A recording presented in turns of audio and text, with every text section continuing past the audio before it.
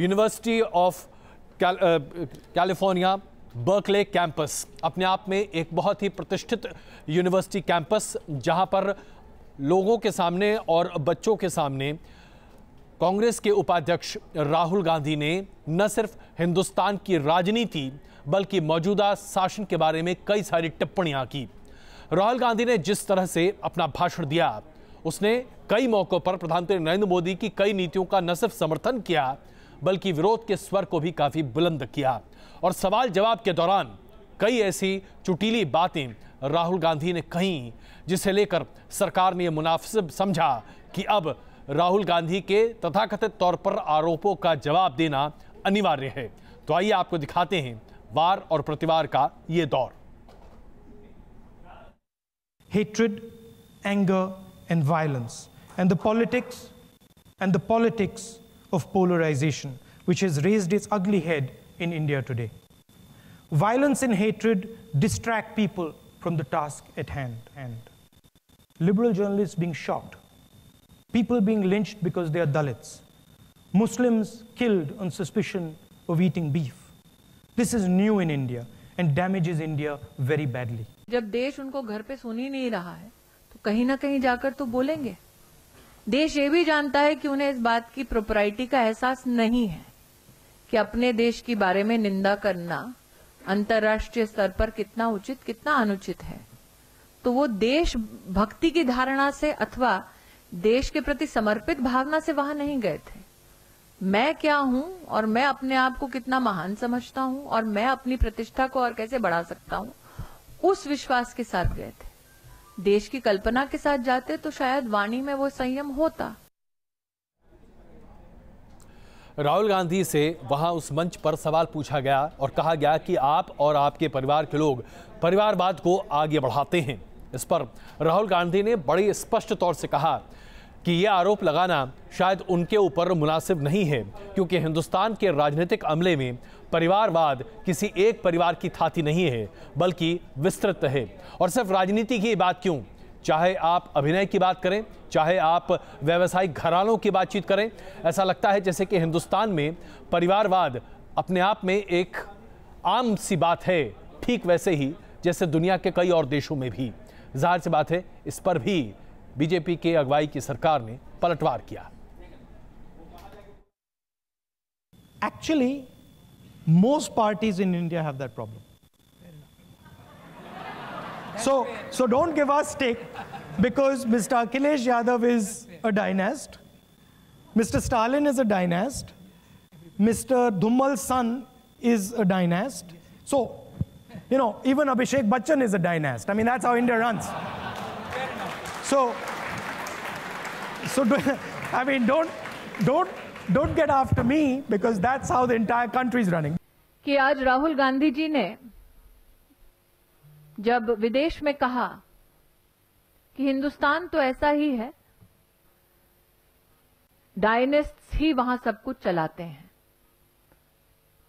शायद वो भूल गए कि आजाद हिंदुस्तान में आज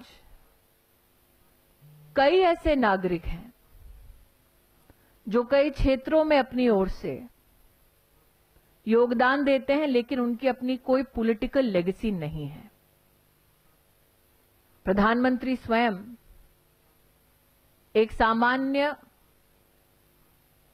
गांव से आते हैं, गरीब परिवार में जन्मे हैं, भारत के राष्ट्रपति एक परिवार से हैं जो मार्जिनलाइज कम्युनिटी में गिना जाते हैं, उपराष्ट्रपति जी किसान के बेटे हैं और संघर्ष के बाद उन्हें ये दायित्व प्राप्त हुआ है। इसमें कोई शक नहीं है कि राहुल गांधी से कई कड़े सवाल भी पूछे गए। मसलन ये पूछा गया कि क्या कांग्रेस और कांग्रेस के नेताओं का दिमाग खराब नहीं हो गया था जब यूपीए सरकार सत्ता में थी। राहुल गांधी ने बड़ी बेबाकी से इस बात को माना कि हां, कांग्रेस के कुछ एक नेता घमंड से चूर हो गए थे जब यूपीए की सरकार थी। जाहिर सी बात है इसे लेकर भारतीय जनता पार्टी ने राहुल गांधी की जबरदस्त खिंचाई की। And somewhere around 2012, and I'll say this, a certain arrogance crept into the Congress party. And they stopped having that conversation. So rebuilding the Congress party is a couple of things. One is designing a vision that India can use going forward. If you look at most of the things the BJP is doing, they're basically what we said. मैं इतना ही कहना चाहूंगी कि आज राहुल गांधी जी ने अपने ही नेतृत्व में जिस अहंकार का संकेत दिया है सोनिया गांधी जी के बारे में संकेत देते हुए, वो उनकी पार्टी के लिए चिंतन का विषय है। लेकिन आज अगर आप राहुल गांधी जी की सही सफलता अथवा विफलता का मापदंड देखना चाहते हैं तो आपको अमेठी आकर निश्चित रूप से देखना चाहिए कि वो व्यक्ति जो अंतर्राष्ट्रीय स्तर पर बैठकर भारत को मैं कैसा एक सुनहरा भविष्य दे सकता हूं उसकी कल्पना को प्रस्तुत करने का प्रयास करता है, उसने अपनी कॉन्स्टिट्यूएंसी में कितना विकास किया है, अगर उसी के बारे में वो कहीं ना कहीं एक चर्चा या गोष्ठी कर लेते तो दूध का दूध और पानी का पानी हो जाता। देखा आपने, कुल मिलाकर राहुल गांधी का ये पूरा भाषण और उसके साथ साथ सवाल जवाब का दौर मुश्किल से 32 मिनट का था। लेकिन जिस तरह से राहुल गांधी ने सरकार के ऊपर कई सवाल खड़े किए, सरकार को यह बात बहुत जबरदस्त तरीके से चुभ गई। शायद इसलिए भी क्योंकि राहुल गांधी ने ये तमाम सवाल देश के भीतर नहीं बल्कि अंतर्राष्ट्रीय मंच पर खड़े कर दिए और ऐसे में अंतर्राष्ट्रीय स्तर पर हिंदुस्तान की छवि पर दाग लगाने की बात सरकार करती दिखाई दे रही है। इसमें कोई शक नहीं है कि राहुल गांधी जब भी सरकार पर या प्रधानमंत्री नरेंद्र मोदी पर वार करते हैं तो भारतीय जनता पार्टी जबरदस्त तरीके से उसका पलटवार करती है। आप इसे राजनीतिक अवसरवादिता भी कह सकते हैं, जहां दोनों पार्टियां एक दूसरे पर लगातार वार और प्रतिवार कर रही हैं। लेकिन यह कोई नई बात नहीं है, साल 2012 से लगभग यही दौर है। नोटबंदी पर राहुल गांधी का सबसे बड़ा वार। Decisions like demonetization, which removed 86% of cash from circulation overnight and was carried out unilaterally without asking the chief economic advisor, the cabinet, or even parliament, imposes a devastating cost on India. खुद को बदनाम करने के लिए BJP पर लगाया आरोप that there is a tremendous machine, 1,000 people or so, that all they do is spread abuse about me. And the operation is basically run by the gentleman who's running our country. BJP और कांग्रेस के नेताओं में दिन भर बयानबाजी का सिलसिला चलता रहा। स्मृति ईरानी ने राहुल गांधी के बयानों का जवाब दिया तो कांग्रेस नए सवालों के साथ मैदान में उतर आई, तो बीजेपी के दूसरे नेता भी जवाब देने में पीछे नहीं रहे। तो राहुल गांधी की दिक्कत क्या है कि राहुल गांधी, मैंने कई बार कहा है, वो होमवर्क करते नहीं, लेकिन मैं उम्मीद करता था वो विदेश जाएंगे तो कुछ ईमानदारी से होमवर्क करेंगे, लेकिन विदेश में भी वो होमवर्क नहीं करते। आज भारत में जो कुछ हो रहा है, एक समाज के अंदर विघटन, विभाजन, घृणा, हिंसा, लोगों पर एक विचार को थोपने का प्रयास और प्रश्न करने वाले को प्रताड़ित करना, अपमानित करना और हिंसा का निशाना बनाना, ये एक हकीकत है आज के हिंदुस्तान की जो दुनिया जानती है, वो छुपाई नहीं जा सकती। सबसे बड़े विपक्षी दल के नेता के तौर पर राहुल के सवाल अपनी जगह वाजिब है, लेकिन बीजेपी का सवाल ये कि देश की सियासत से जुड़े मुद्दों पर हमला बोलने के लिए राहुल ने आखिर विदेशी धरती का इस्तेमाल क्यों किया। फिलहाल राहुल और बीजेपी के बीच सियासी तलवारबाजी की गूंज कैलिफोर्निया से लेकर दिल्ली तक नजर आ रही है और आने वाले दिनों में इसका असर और भी ज्यादा देखने को मिलेगा। Mohit Raj Dubey, news nation, Delhi. Japan के प्रधानमंत्री शिंजो अबे हिंदुस्तान की यात्रा पर आ रहे हैं और कल दिल्ली से वो सीधे अहमदाबाद पहुंचेंगे और उसके बाद प्रधानमंत्री नरेंद्र मोदी के साथ जापान के प्रधानमंत्री एक यात्रा पर बाहर निकलेंगे। उसके लिए जबरदस्त तैयारियां की जा रही हैं। जाहिर सी बात है, अहमदाबाद में बुलेट ट्रेन की नींव रखी जानी है जो कि दोनों देशों के प्रधानमंत्री मिलकर रखेंगे। इसमें कोई शक नहीं है कि बुलेट ट्रेन हिंदुस्तान के लिए तकनीक के आधार पर एक नई मिसाल कायम करेगा। लेकिन बड़ा सवाल यही है कि जिस देश में ट्रेन चल नहीं पा रही, जहां रेलवे ट्रैक फट रहे हैं और क्रैक कर रहे हैं, जहां हर दूसरे दिन एक्सीडेंट्स या फिर हादसे हो रहे हैं, वहां बुलेट ट्रेन की परिकल्पना क्या वाकई में आसमान को छूने की बात नहीं है? अहमदाबाद की सड़कें इसी तरह पीएम मोदी और जापान के पीएम शिंजो आबे की तस्वीरों से पटी हुई नजर आ रही है। पीएम मोदी का गुजरात दौरा 13 सितंबर से शुरू हो रहा है। इस दौरान पीएम मोदी जापान के पीएम शिंजो आबे की अगवानी भी करेंगे। इस वक्त हम अहमदाबाद एयरपोर्ट पर है।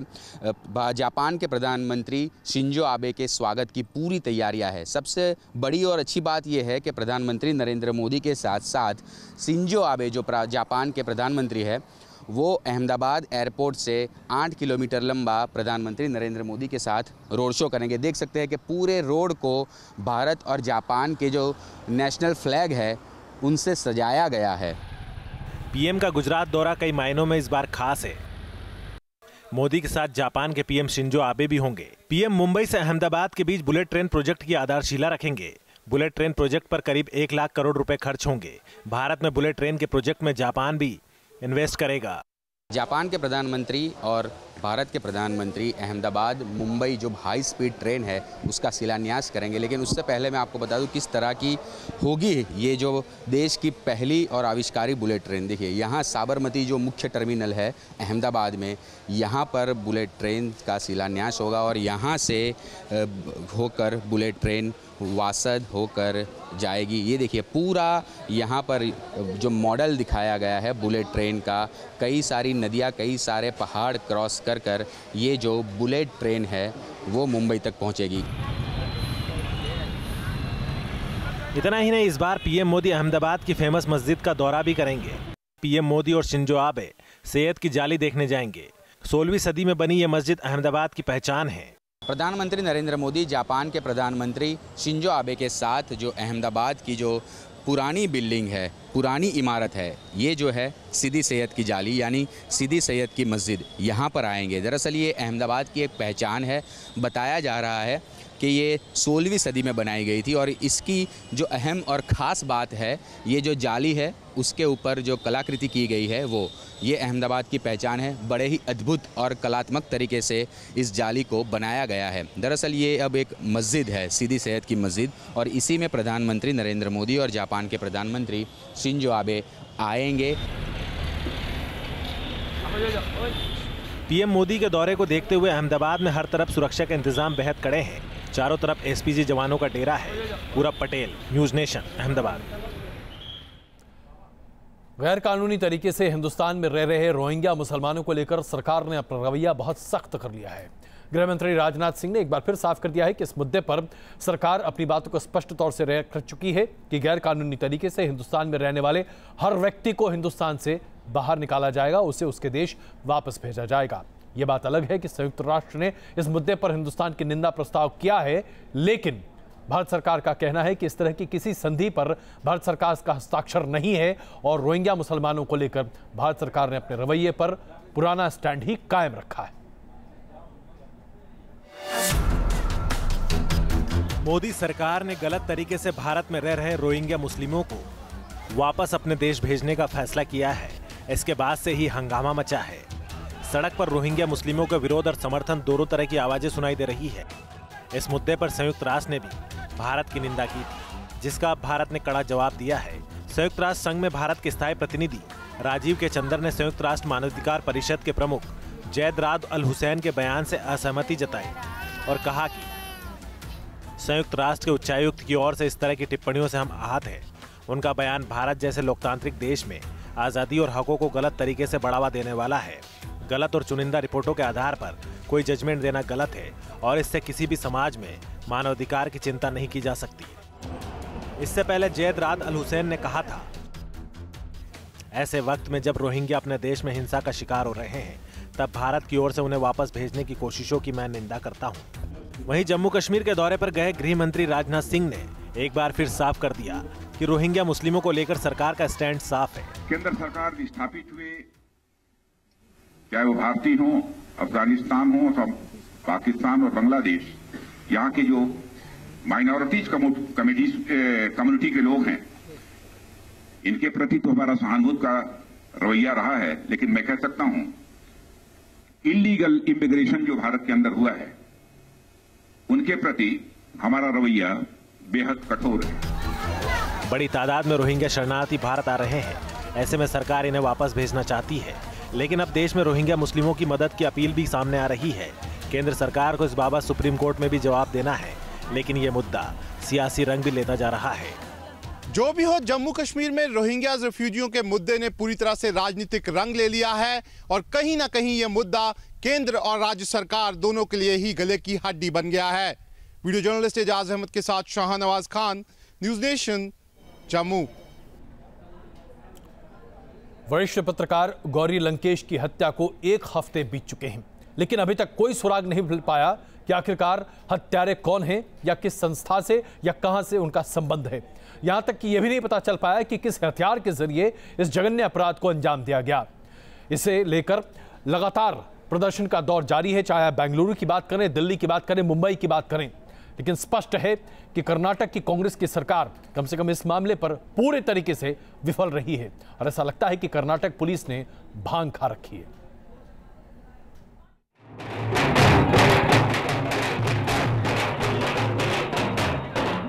विरोध की आवाज,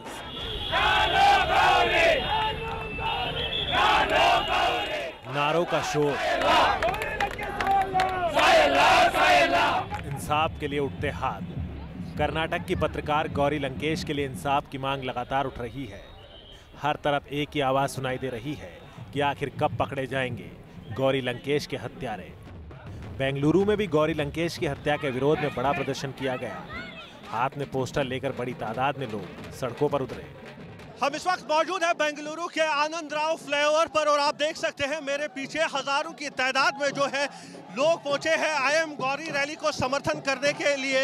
और हर एक की मांग यही है कि गौरी के कातिलों को जल्द से जल्द पकड़ा जाए। कर्नाटक और देश के विभिन्न हिस्सों के सामाजिक कार्यकर्ता भी यहाँ पर पहुंचे हैं।